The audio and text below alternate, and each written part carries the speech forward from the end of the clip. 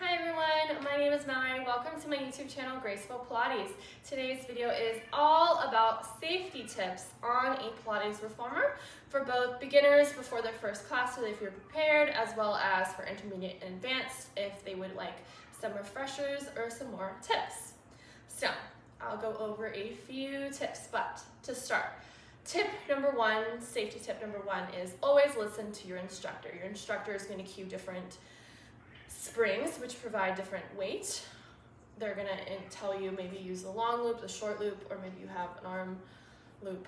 Many different things. Make sure that you're listening to your instructor because they're going to cue different springs, different props, different loops, different spinal movements, just to make sure that you have nice safe form. You always want to make sure number one is listening to your instructor. Okay, tip number two, we're going on to springs. You always want to make sure that you have at least one spring loaded onto your machine unless specified by your instructor for certain exercises. This is to make sure that your carriage is not floating away. I'll show you. If I were to remove my spring that I have on and now I have no spring, notice how the carriage can just float away. We do not want that.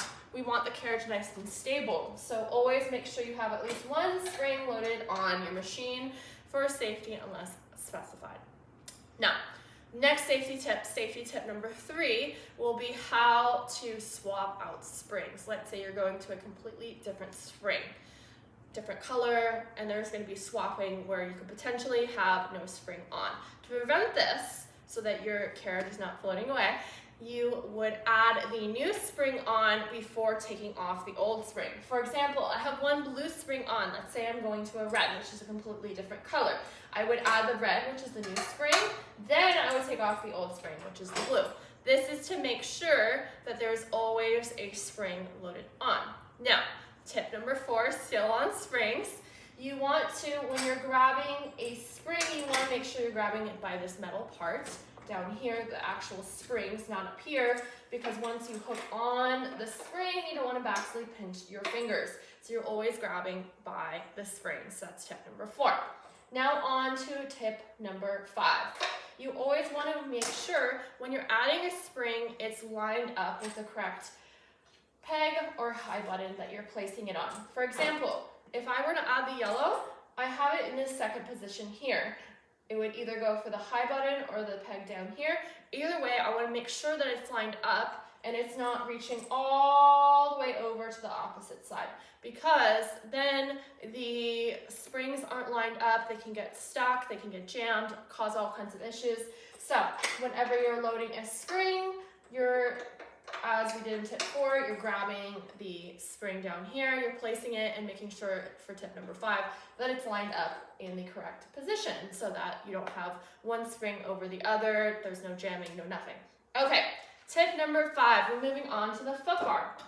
Again, the instructor may cue different positions of this foot bar, but depending on exercise, if you have your foot bar up, you just want to make sure that your foot bar is nice and secure, locked in, so it doesn't fall down and potentially you could hurt yourself. Okay, now on to tip number six. There'll be different times where your instructor cues the headrest can be up. They're going to say headrest can be up. Now that's just if it feels better to support your neck and head, that's up to you. It feels nice in certain supine and side lying exercises. It's completely optional, it's not necessary. However, there are instances where you do not want the headrest up. When do you not want the headrest up? You do not want the headrest up when your pelvis is going to be higher than your head. That is because when the headrest is up, it is creating a bend in that neck, and in certain positions, it could be causing too much weight on your neck and head. Some exercises, for example, you should not have the headrest up, would include the bridge, short and long spine, as well as the jackhammer. I will demonstrate one just to show you. Notice how I have the headrest down. When I am doing bridges, palms are facing down, heels are on hip distance apart on that foot bar. Notice how as I lift up, my pelvis is higher than my head. And if my headrest is up, that could crunch my head and neck and not give me good alignment.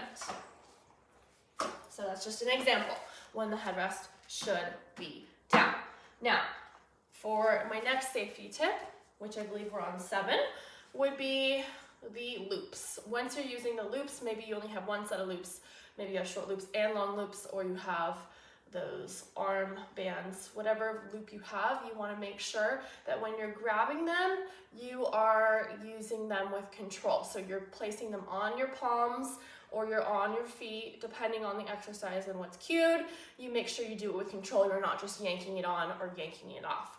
Unless specified, again, unless specified, because of course there's certain exercises where you don't want the loops on, you would always, when it's not in use, place the loops back on their home, in this case on this metal peg here for this reformer. Always, unless specified otherwise, once you're done with certain exercises, always place the loops back on their position that you found them in. Okay, now on to standing exercises. I'm going to move this foot part out of the way. Again, your instructor would cue whether or not you should have your foot bar up or down.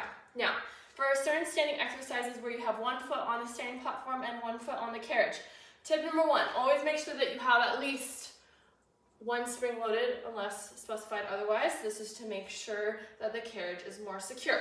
But please pay attention to what they cue, because you're going to place one foot on a certain way first and one foot off a certain way first. So when you're getting onto the carriage and you're going to have one foot on the standing platform, one foot on the carriage, you always want to make sure your foot that's going on the standing platform goes on first, because it's more stable and secure.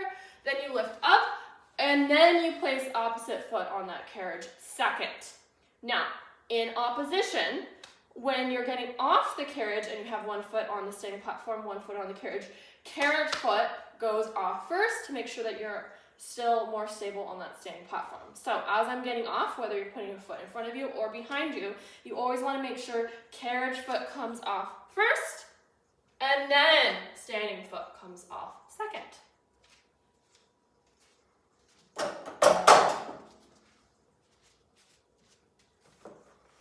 I hope you enjoyed today's safety tips. Of course, there are dozens more, but these are just to get you started. Please, of course, as I said in safety tip number 1, always listen to your instructor. They will always cue some more safety tips. I hope you enjoyed today's video. Please like, comment, and subscribe what you would like to see next. You have a great day. Thanks.